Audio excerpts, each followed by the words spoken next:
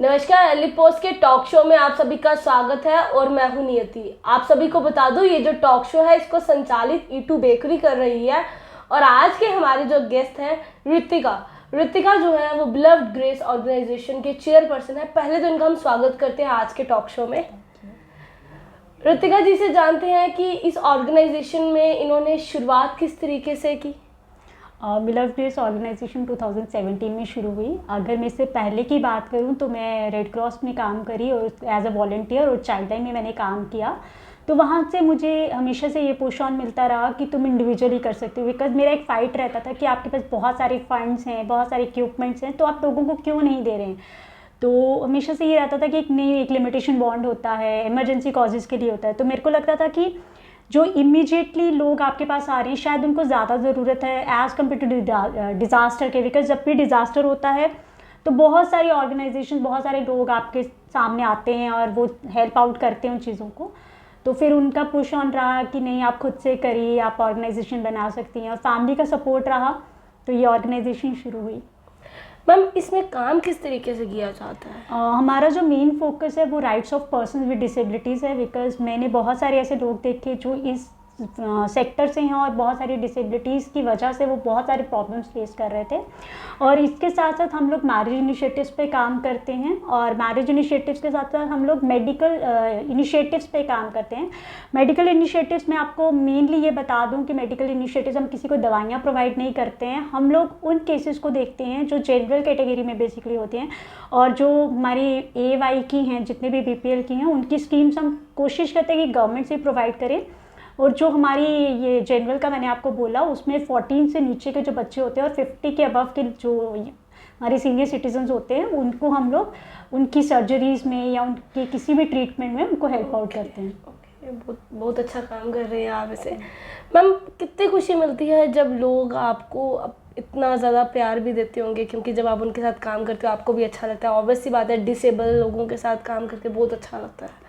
हाँ, खुशी ज़रूर मिलती है। और उसके साथ एक चीज़ ये भी होती है कि जब आपको कोई याद रखता है, बिकॉज आप इतने लोगों के बीच में होते हो, आप उनको भूल जाते हो पर वो आपको याद रखते हैं। जैसे मैं आपको एक इंसिडेंट बताऊं, तो मैं जब कॉलेज में थी तो मैंने उस टाइम पे वो ऑफिसर नहीं थी लेडी, और उनकी कोई मेट थी, उसकी बच्ची की एडमिशन नहीं हो पा रही थी क्योंकि वो BPL में थी, और उनकी बच्ची की एडमिशन नहीं हो पा रही थी क्योंकि वो आउटसाइड स्टेट थी।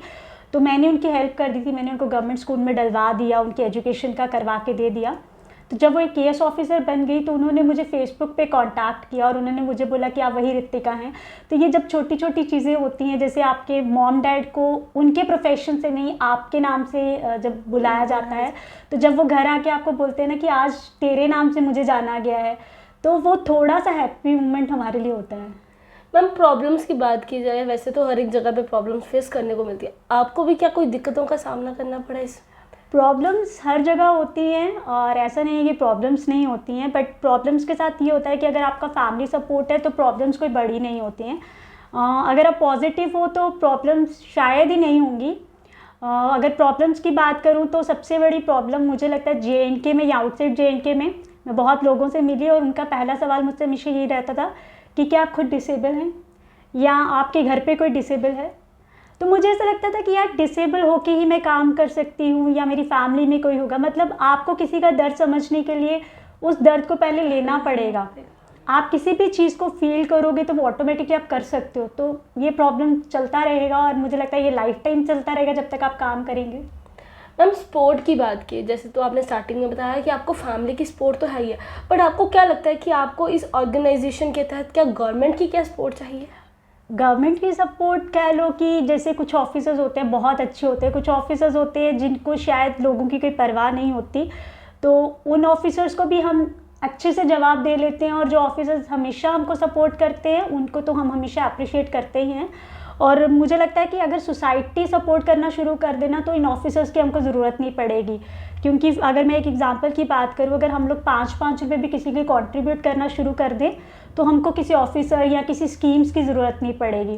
तो एज सच सपोर्ट काफ़ी रहा, मेरी टीम का काफ़ी सपोर्ट रहा, और मेरे सोशल मीडिया के फ्रेंड्स का काफ़ी रहा। जितने भी आज तक हम लोग मैरिज इनिशिएटिव्स, मेडिकल एक्सपेंसेस लोगों की करवा पाए हैं, अभी तक हम लोग 11 लड़कियों की शादियां करवा चुके हैं, 7 से 8 लोगों की हम लोग मेडिकल इमरजेंसीज में कर चुके हैं, कैंसर पेशेंट्स की, हार्ट सर्जरीज़ की। तो इन चीज़ों में मेरा सोशल मीडिया सबसे बेस्ट रहा और इसका सपोर्ट रहा। मैम, जिस तरह से आपने बताया कि हम बाहर भी जाते हैं, मैं बहुत सारे लोगों से मिली, तो क्या आपकी जो ऑर्गेनाइजेशन है ब्लड ग्रेस, क्या ये जम्मू में ही काम करती है या जम्मू के बाहर भी काम हो रहा है? ये जम्मू में भी काम करती है, जम्मू के बाहर भी करती है, क्योंकि ये ऑल ओवर इंडिया का मेरा ट्रस्ट है। और हमारा इसका एक ब्रांच कठुआ में भी है, जिसमें मेरी सिस्टर हैं वो काम करती हैं। वो शी इज़ बेसिकली डॉक्टर, और वो डॉक्टर के साथ साथ वो इस चीज़ पे भी काम करती हैं।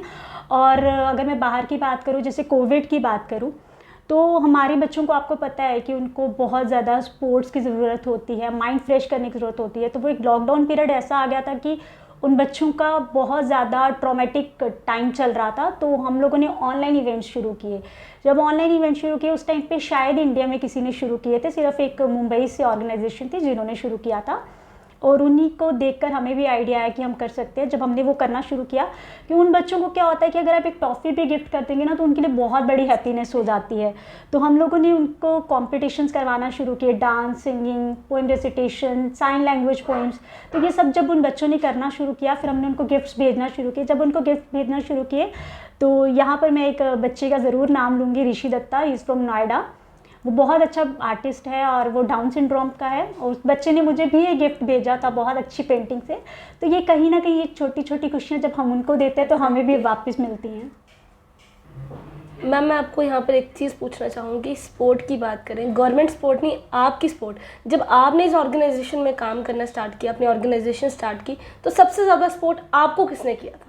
आई थिंक हर किसी बच्चे की माँ ही उसको पहला सपोर्ट करती है, उसके बाद फादर्स करते हैं। फादर्स हमेशा बैक द बिहाइंड वाला काम करते हैं, और मेरे साथ भी ऐसा ही हुआ कि मेरी मदर ने मुझे कभी किसी चीज़ के लिए टोका नहीं, इवन मेरी फैमिली ने नहीं टोका, बट मेरी मदर एक पिलर की तरह रही। और मेरे ब्रदर और सिस्टर वो दोनों ही मुझसे काफ़ी उस टाइम पे एजुकेशन में काफ़ी ज़्यादा थे, क्योंकि हम लोगों का एज गैप काफ़ी था, तो उन लोगों का भी सपोर्ट रहा। और मुझे कभी भी जब जाना होता था किसी भी जगह पर, मैं हमेशा उस टाइम पे अपनी सिस्टर और भाई को परेशान करती हूँ। आज भी मैं अपने भाई को परेशान करती हूँ जब मुझे किसी भी मेडिकल इमरजेंसी के लिए जाना होता है या किसी भी सिचुएशन में कहीं भी पहुँचना होता है, तो मैं हमेशा भाई के साथ जाती हूँ। और भाई का एक ऐसा सपोर्ट रहा जिससे मुझे ये ऑर्गेनाइजेशन आज इस मुकाम पर लाने के लिए और इतने लोगों तक पहुँचने में बहुत ज़्यादा रहा। और मैं अपने डैड की अगर बात करूँ, तो मेरे डैड को हमेशा से एक फादर का होता है कि उनको लगता है कि कहीं बच्चे का ट्रैक चेंज ना हो जाए। तो उनको हमेशा से ये रहा, पर मेरी मम्मा उनको हमेशा समझाते थे कि नहीं, हो जाएगा, सब होगा। तो मेरे फादर ने मुझसे एक ही प्रॉमिस मांगा था कि तुम्हारी इतनी परसेंटेज आनी चाहिए। मैंने बोला आ जाएगी, उन्होंने बोला ठीक है, पर उनको शायद वो एक कॉन्फिडेंस था, बट वो मुझे दिखाना नहीं चाहते थे। बट जब मैंने वो अचीव कर लिया, तो मेरे डैड ने मेरा एक हर साल 3 दिसंबर को एक प्रोग्राम रहता है स्पेशली बच्चों के लिए, जिसमें हम RPWD बच्चों को ही लाते हैं, उनका कल्चरल इवेंट कराते हैं। तो उस इवेंट में जब पापा ने आज सरप्राइज विजिट दिया वहाँ पर, तो वो काफ़ी बड़ा सपोर्ट, आज कहीं भी जाती हूँ, चाहे वो डिस्ट्रिक्ट कठुआ हो, दिल्ली हो, कहीं भी जाती हूँ, तो मेरे डैड हमेशा मुझसे ये नहीं पूछते कि क्या करने जा रही हो, अच्छा कुछ चाहिए तो नहीं। तो ये आपने बहुत अच्छा पूछा, और मुझे आज अपॉर्चुनिटी मिली अपने पेरेंट्स को, अपनी फैमिली को थैंक यू बोलने का। मैम, जिस तरह से आपने बताया कि फ़ादर की सपोर्ट बहुत रही और फादर ने आपसे एक प्रॉमिस किया था कि आपको इतने % अचीव करनी चाहिए, तो जिस तरह से हम सबको पता ही है कि आप PhD स्कॉलर भी हैं, मतलब अभी आपकी पढ़ाई चल रही है PhD की, और आप एडवोकेट है ही हैं, तो दोनों चीज़ें मैनेज करना, क्योंकि ऑब्वियस सी बात है कि PhD के तहत आपको पढ़ना बहुत ज़्यादा चाहिए, क्योंकि इतनी रिसर्च करनी होती है, तो उसके साथ साथ अपनी ऑर्गेनाइजेशन को भी मैनेज करना, ये इतना ज़्यादा मैनेजमेंट कैसे कर लेते हो? मैनेज, अगर कहते हैं ना कि गाड़ी के 2 पहिए होते हैं, अगर उनको बैलेंस कर लो तो हर चीज़ बैलेंस हो जाती है। और मैं इसमें फिर सपोर्ट की बात करूँगी कि मेरे गाइड का भी बहुत सपोर्ट है, कि अगर मैं उनको बोलती हूँ कि अगर मैं आज की जगह कल ये वाला काम आपको दे दूँ, या मैं रात को 2 बजे दे दूँ ये काम सबमिट, क्योंकि उनको भी पता है कि मैं किस इनिशिएटिव पे काम कर रही हूँ, तो हमेशा से उनका सपोर्ट रहता है कि कोई बात नहीं, तुझे अगर 1 बजे की जगह 2 बजे मुझे देना है, कोई बात नहीं, दे दे। तो वो उनका बहुत सपोर्ट रहता है। और ऐसा भी नहीं होता है कि वो होता है ना कि कुछ टीचर्स का होता है कि अगर मैंने टाइम पे बोला, इसने मुझे टाइम पे कोई चीज़ नहीं दी है, तो मैं क्यों टाइम पे करके दूँ, तो वो मुझे हमेशा रिवर्ट बैक टाइम पे कर देते हैं। तो हर किसी का अगर आपको सपोर्ट मिलता रहे तो बैलेंस हो जाती हैं चीज़ें। बिल्कुल बिल्कुल। मैम, इंस्पिरेशन की बात करें कि आपने इतना बड़ा काम कर रहे हैं और इतनी यंग एज में, वो भी, तो कौन आपकी ऐसी इंस्पिरेशन कौन है, किसको देखकर आपको लगा कि आपको भी ऐसा काम करना चाहिए? मेरी इंस्पिरेशन मेरे दादू दादी रहे हैं, बिकॉज मेरे दादू पहले एक प्रिंसिपल रिटायर्ड थे, उसके बाद उन्होंने उसके बाद 87 में एडवोकेसी करी, उसके बाद एडवोकेसी की पढ़ाई करने के बाद वो एक एडवोकेट बने। और उस टाइम पे जब हम उनकी बातें सुनते थे, क्योंकि वो 2001 में चले गए, और उसके बाद दादी जब उनकी स्टोरी सुनाते थे और दादी को हम देखते थे, तो वो हमेशा से क्या करते थे कि किसी को भी ज़रूरत होती थी, चाहे उनके पास खुद पैसे हों या ना हों, वो उस इंसान को दे देते जिसको भी। तो होता है ना कि जैसे मैं एक फार फ्लंग एरिया से बिलोंग करती हूँ, तो मैं गांव से हूँ, तो उस गांव में क्या होता है कि आपको पता ही है, कोई भी अगर अच्छी फैमिली होती है तो उनके घर में कोई ना कोई चला रहता है कि मुझे आज हेल्प कर दो, मुझे आज हेल्प कर दो। तो दादी के पास भी बहुत सारी लेडीज़ आती हैं और आज भी आती हैं। तो हमें आज जैसे लगता है, अभी मेरी दादी आई थिंक 90s अबव होंगी, तो मुझे ऐसा लगता है कि आज भी उनका वो रुतबा है। अगर आपने किसी के लिए अच्छा किया होता है तो ऑटोमेटिकली वो आपके लिए रहता है। जैसे मैं बताऊँ आपको कि वो आज भी अगर कभी रेयरली निकल जाए, अपनी गली में ही निकल जाए, अपने रोड साइड पे ही आ जाएं, तो लोग ऐसे खड़े हो जाते हैं जैसे पता नहीं कौन सा VIP स्टार आ गया है। तो मुझे ऐसा लगता है कि ये वाली चीज़ें उनसे ही इंस्पिरेशन मिली। फिर मेरी मदर का सपोर्ट रहा, जब मैं जम्मू आ गई तो उन्होंने मुझे हमेशा से बोला कि तुझे जो करना है तो फ्री बर्ड की तरह कर सकती है। तो मतलब ये सब जो है ब्लड में ही था? ऑफ कोर्स आप कह सकते हैं ब्लड में ही है, बिकॉज मुझे डांट भी बहुत पड़ती थी बचपन में। मुझे याद है कि मेरे वहाँ पर एक मंदिर था, वहाँ पर एक बाबा जी होते थे, वो बहुत बुज़ुर्ग थे और उनसे सफाई नहीं होती थी, और मैं वहाँ सफाई कराती थी। पर मेरे घर वालों ने एक मेंटालिटी मुझे दी होती थी, किसी से कुछ खाना नहीं है। तो मैं क्या करती थी कि जो वो फ्रूट देते थे वो नाली में फेंक देती थी कि घर जाके डांट पड़ेगी। और वहाँ पर एक चप्पल सिलने वाले एक अंकल होते थे, मैं उनको 2 रुपये दे देती थी क्योंकि वो मुझे मिले होते थे। मैं घर जाके कभी नहीं बताती थी। जब मैं बड़ी हो गई तो तब मेरे घर वालों को पता चला कि अच्छा ये वहाँ पर जाती थी रोज़। तो ये शायद ब्लड में ही था। एग्जैक्टली। अचीवमेंट्स की बात की जाए तो अचीवमेंट्स तो आपकी बहुत सारी हैं, तो मैं चाहूँगी कि अपनी अचीवमेंट्स हमारे व्यूअर्स को भी बताएं कि आपने इस ऑर्गेनाइजेशन के तहत भी और ऐसे भी क्या क्या अचीव किया हुआ है। काफ़ी नेशनल और इंटरनेशनल अवार्ड्स मिले। मैं स्काउटिंग में भी गवर्नर अवार्डी हूँ, और इंटरनेशनल अवार्ड की अगर मैं बात करूँ, एक organisation international of women's republic, जहाँ पर लास्ट ईयर मैंने अप्लाई किया था। और मैंने अप्लाई भी मजाक में कर दिया था, बिकॉज मैं हमेशा अवार्ड्स के लिए नहीं प्रेफर करती हूँ चीज़ें अपनी। मुझे ऐसा लगता है कि अभी बहुत काम है करना, स्पेशली RPWD के लिए। तो मैंने वहाँ कर दिया। मुझे नहीं लगा था, क्योंकि वहाँ पर जब मेरे को सुनने में आया था कि कुछ लोग पायलट्स हैं, साइंटिस्ट्स हैं, उन लोगों ने अप्लाई किया, तो मुझे लगा था कि JNK से कहाँ ही कोई नाम आएगा, क्योंकि नेचुरली कि बाहर के लोग बहुत काम करते हैं। जैसे उसके लिए बॉर्डर एरियाज़ के लिए बहुत काम करते हैं, रेप विक्टिम्स के लिए काफ़ी करते हैं।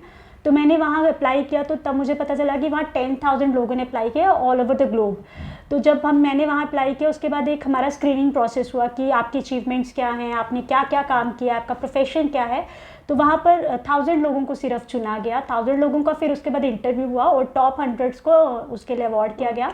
और जो टॉप 10 थे इंडिया से, उनको अपने घर पे बुलाया शेखावत जी ने, मिनिस्ट्री ऑफ वाटर रिसोर्सेज से। और उनके घर पे जब हम गए, वहाँ मैंने, क्योंकि मुझसे सब बड़े थे वहाँ पर, कुछ ऐसे अटैक विक्टिम्स पे काम कर रहे थे, रेड ब्रिगेड करके एक ऑर्गेनाइजेशन थी। फिर एक वहाँ पर लेडी थी जो आई थिंक लेफ्टिनेंट थी, और वो इनकी बेटी बचाओ बेटी पढ़ाओ के लिए काम करी। तो जब ऐसे लोगों से मिले और उनका कांटेक्ट हुआ, जैसे RPWD के लिए एक लेडी काम कर रही हैं, वो हस्बैंड वाइफ काम करते हैं और हेयरिंग एड के लिए ज़्यादातर काम करते हैं। तो जब ऐसे लोगों से मिले तो मुझे लगा कि अब मेरे को JNK में और ज़्यादा काम करना है, और वही कारवा भी चल रहा है। आपने स्काउट्स की बात की, जैसे आप स्काउट्स गाइड की बात करें, तो इसका मतलब आप एक स्पोर्ट्स प्लेयर भी है, तो उसमें क्या रुचि रखी है?